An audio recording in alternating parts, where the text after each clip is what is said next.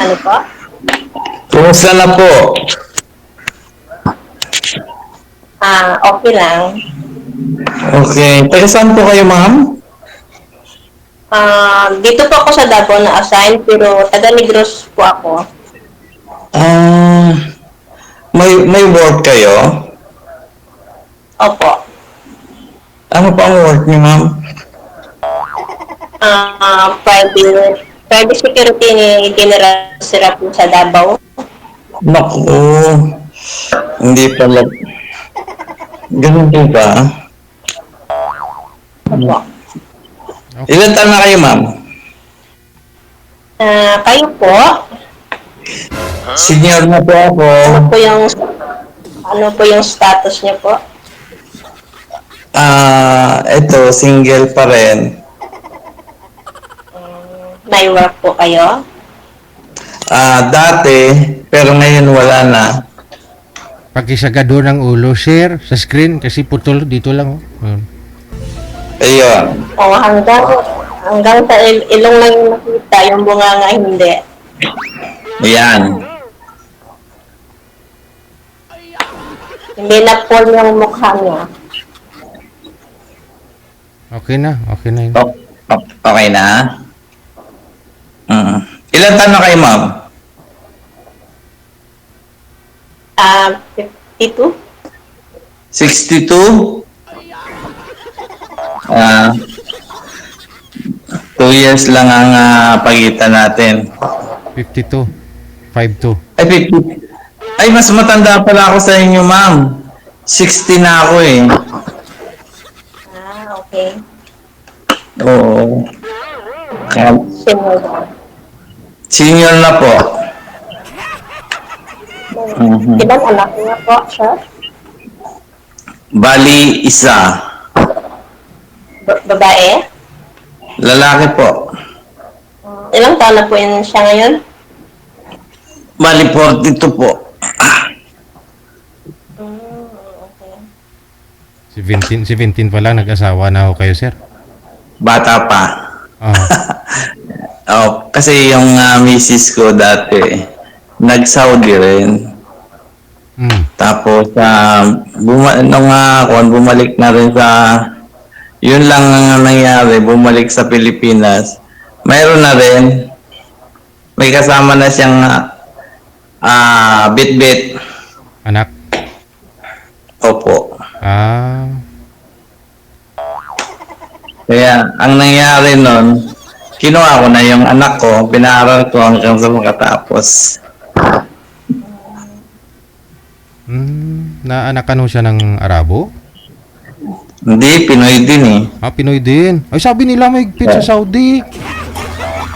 So, yan lang, bakit nagkakaganon?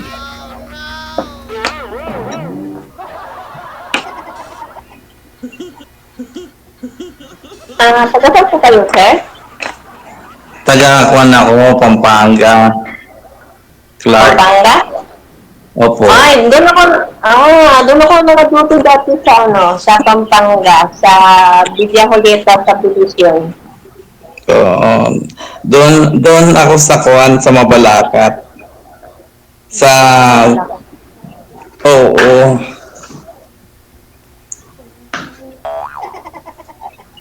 Isagado ang ulo, sir. Kahit ulo lang. Yan. Yan. Sagad na. Ang ulo. Okay naman na dito sa cellphone ko. Kitang-kita ko lahat, buo.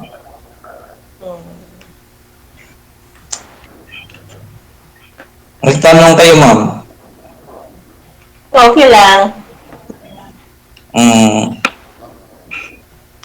Father and mother. Oo.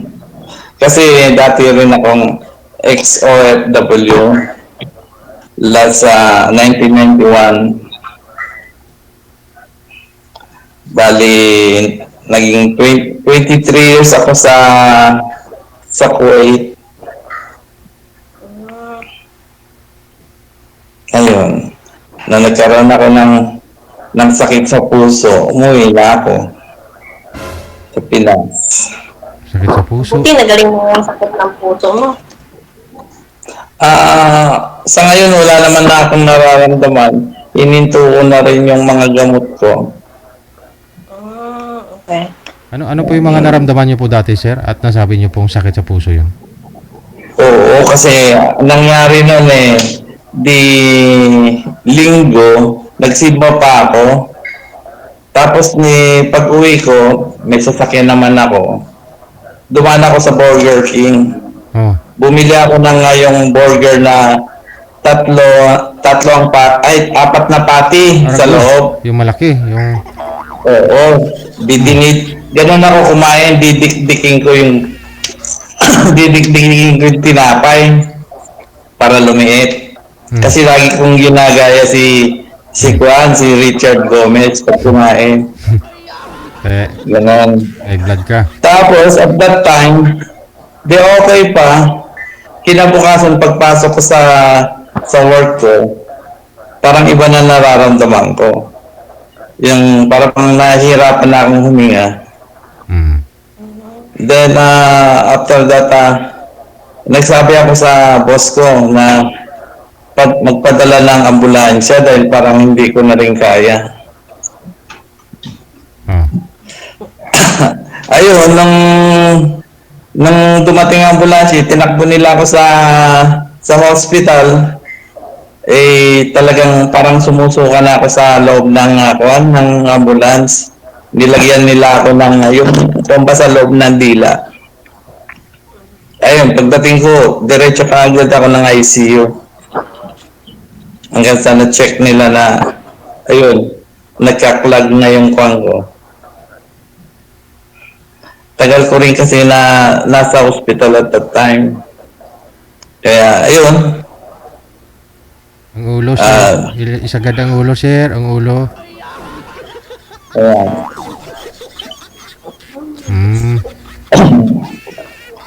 Kaya, ayun, sobrang hirap ko doon sa abroad. Kasi, siyempre ako lang din mag-isa. Pag may nararamdaman ako, bababa ka agad ako sa bahay, start ko yung sasakyan ko. Ako lang mag-isa tumatakbo sa ospital. Kaya, siyempre, pag mag-isa ka, kailangan malakas ang loob mo. Tibay. Pero nandito na ako sa Pinas, yun. Kailangan ko talaga ng exercise. Every morning, 4 o'clock, nagigising na ako para, ayun, mag-jogging, gano'n. Hanggang sa nakakalimutan ko na rin uminom ng gamot. Okay. Siguro awa ng Diyos nawala na rin yung nararamdaman ko. Hindi, wala ka na naramdaman ngayon, sir. Wala na eh. Wala na talaga. Wala. Saka ako na rin ako, senior na rin ako. Bali ganun lang, gusto ko yung may mga makakausap lang. At siyempre, kailangan natin yon. At kung merong talagang totoong tao, di okay lang po. Kasi hindi naman tayo pwedeng maghanap lang ng lolokohin tayo. Ganon.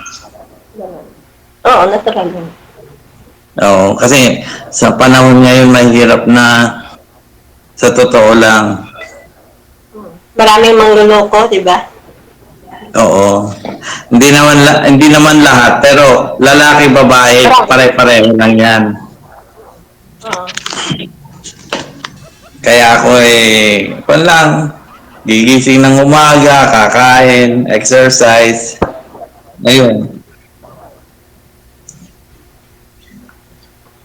Basta, kayo ma'am, anong status niyo ma'am? Father and mother nga, yung status ko. Bali, ilang beses na kayong nakasali dito kay DJ? First time. Uy, pareho pala tayo. First time. Oo, kasi lagi akong nanonood na itong ako ni DJ. Kaso, siyempre, nag-request lang ako kung po pwede akong kumali. Then, nag-reply naman sila kagad. Ako din, ganun din. Oo. Nag-request na rin ako na pwede bang sumali, paano mo sumali, ganun. Okay lang yun. Ah. Kumusta po yun? May asawa kayo o anak or what? Ano, Byudo na ako, dosing, ano na, 12 years na. Tapos, Mhm. may 5 akong anak. Dati ako na, Ah, ano, dati, doon ako sa Cebu nag-training, doon ako nag-duty. Tapos, balik ako ng Bacolod, napupunta naman Maynila, Pampanga, hanggang nandito, Luzon, Visayas, at Mindanao na po ako. aha. Ay, may bahay kayo sa Pampanga? Hindi, ang bahay ni boss ko, ng general, na doon sa Pampanga. Nung Aha. time ko, nasa agency pa ako, doon po ako naka-duty sa Villa Julieta Subdivision.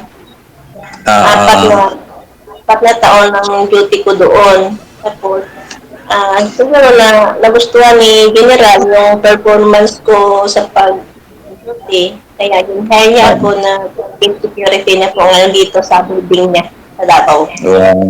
Aha. Ganun po ba? Oo. Siyempre, minsan hindi pa rin natin alam ang mga sasabihin natin. Kaya, siyempre, first time, di ba? Kaya, Oo. ayun, nangangapa-ngapa pa rin ako kung paano sasabihin ko, paano magtanong, paano. Alam niyo naman tayo, pag first time, medyo kinakabahan pa.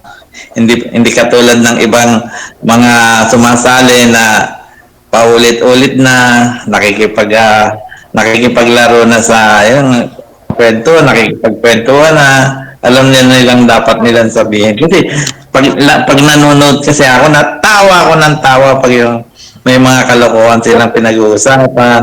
Eh, nakakatuwa kaya. Oo. Siyempre, meron din meron din mga kasayahan, meron din mga seryoso. Oo nga po. Okay. So ngayon po, hindi po kayo nagkaroon ng karelasyon right after po sir na nalaman nyo pong nabuntis ng iba si Mrs. mo? Hanggang ngayon?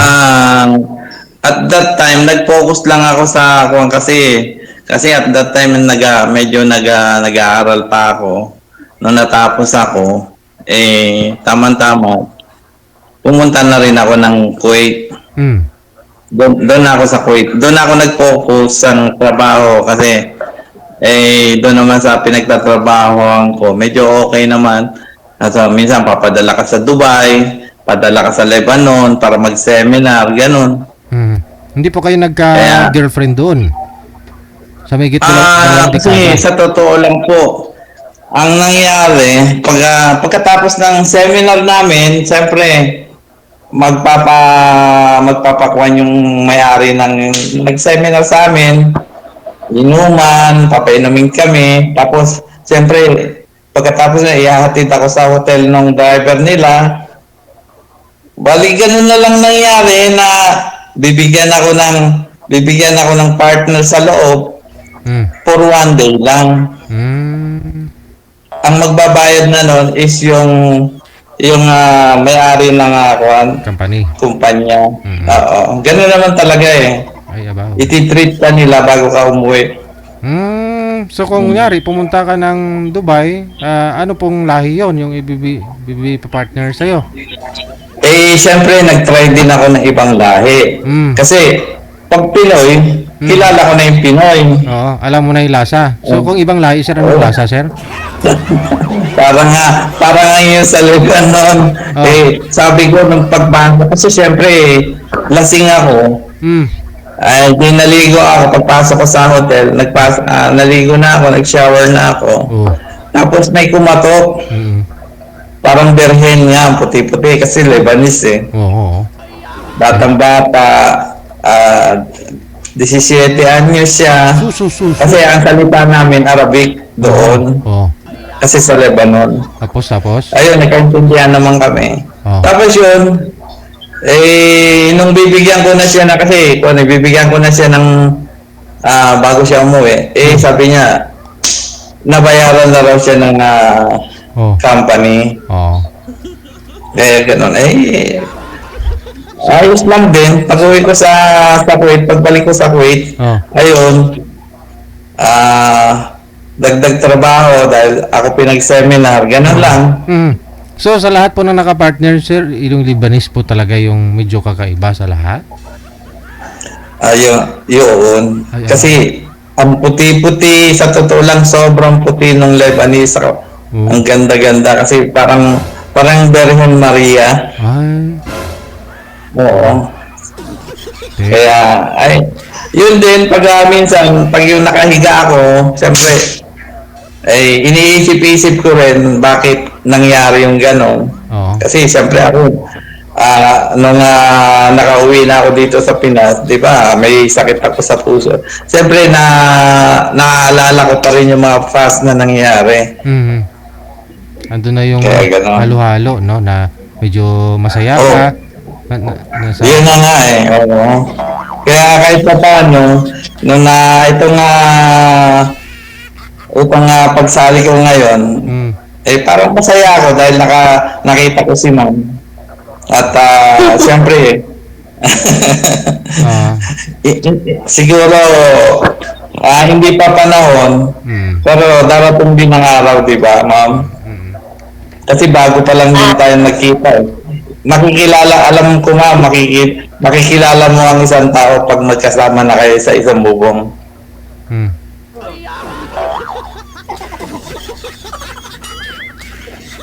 Ma'am. Ang dami mo pala naranasan sa ibang bansa, sir. Oo, kasi hindi naman po pwedeng ipagako natin. Kasi yung totoo lang, nangyari yun. Mm. At least Pero, at least binayaran, hindi mo niloko, di ba? No? oo, hindi naman ako yung nagbayad. Oh. Oo, saka hindi ko rin nakalain yung gano'n na mangyayari. Unang first time nga, yung sa Lebanon nga, tapos yung second time, yung sa Dubai. Oh. Oo, parang alam ko na rin lahat ng nangyayari dahil bakit ako magbabayad, di ba? Mm. Di wag na lang. Kaso dumarating na lang Oo. Lasing na lasing ka, papasok ka sa kwarto mo, mag-shower ka, tapos biglang magdo-doorbell. O yung pala, papasok na yung binigyan nila ng pera. Ganun lang naman yun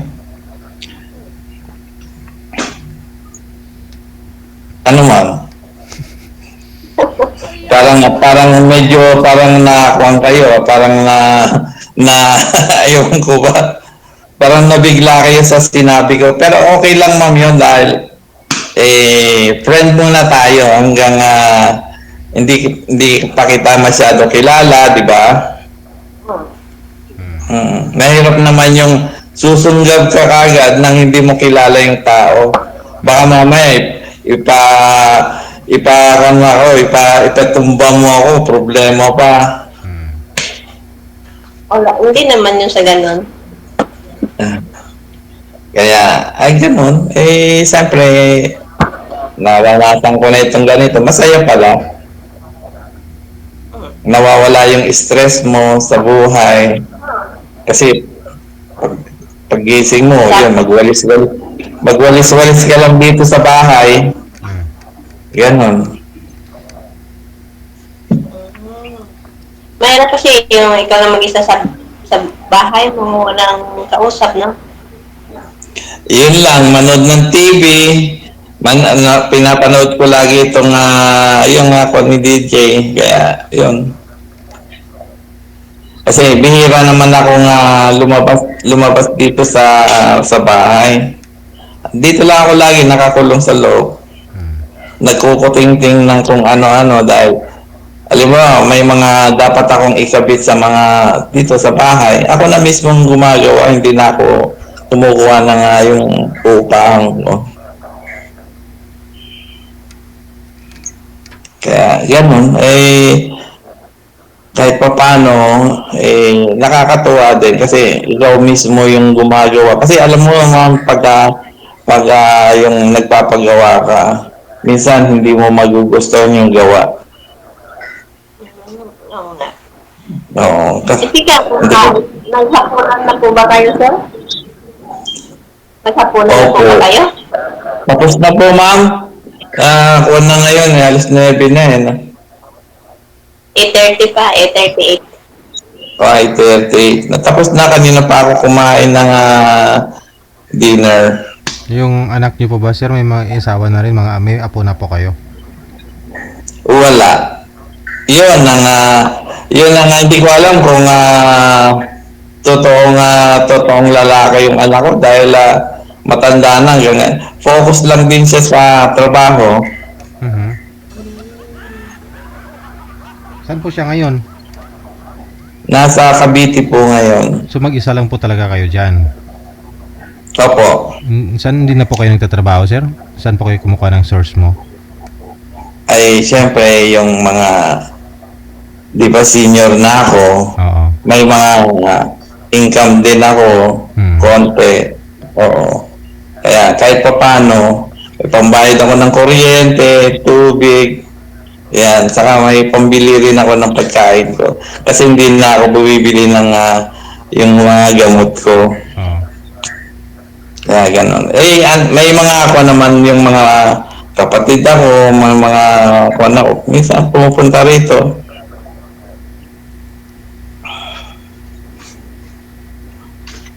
Ganon.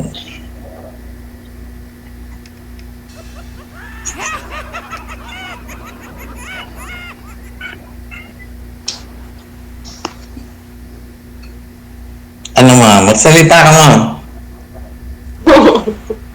Nahiya ka ba? Wala ka rin masabi ha? Wala naman akong sasabihin. Ganun.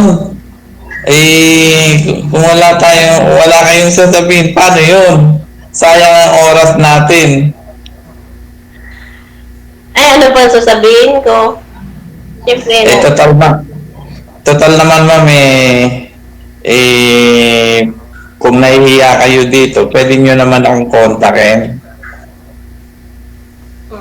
okay naman. Para, Okay naman. para kahit pa paano, nakakapag-usap din tayo kasi mahirap naman yung nakita tayo ngayon tapos ibablock nyo na ako. Di ba? Kailangan malaman natin yung isa't isa. May ano naman ako dyan. Makikita mo naman yung contact number ko dyan. Sige po, wala pang problema. Kaya, ako kasi pag mga ganitong oras, maya-maya, pahiga na rin ako. Tapos gigising ako ng 4 na. Ako din kasi 7 starting ng duty ko. 7 to 2. 77. Okay. Kaya pala, naisa lang kayo ngayon dito sa Kwan, ha? Maulan Hindi po. ba ma'am, basta Kwan na lang, Maulan po bukas, sir. Maulan. Hindi po kayo makajogging. kasama natin sa buhay.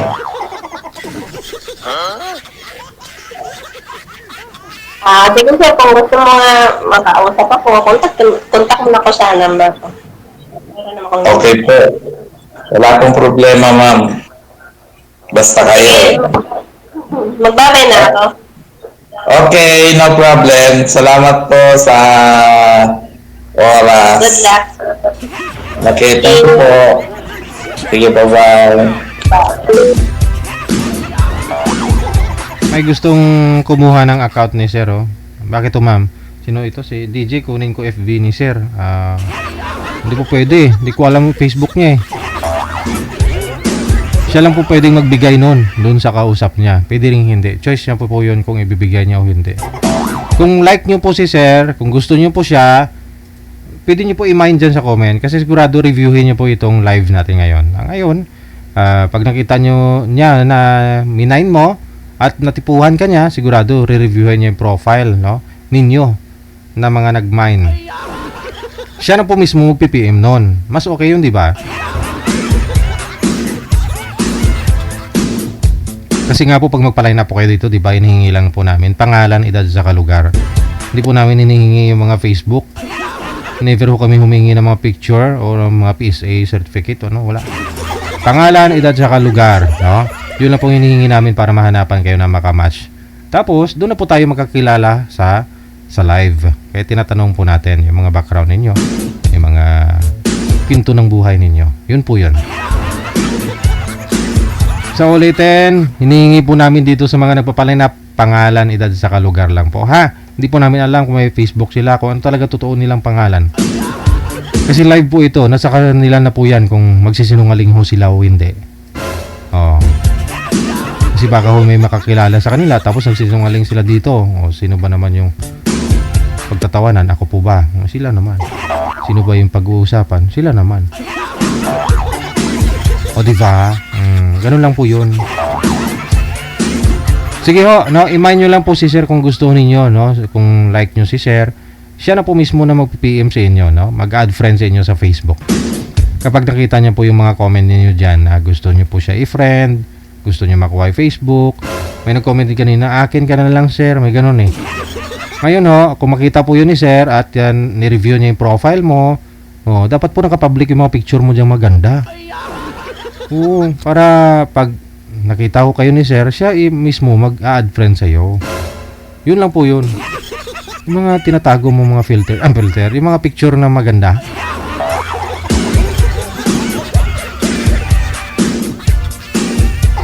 Tapos bagay, kahit di maganda siguro. Gusto naman ni sir yun, nagja-jogging naman, madaling araw, madilim pa eh. Kahit mag-jogging kayo, pwede. Oo, madaling araw, madilim pa. Wala namang nakakita.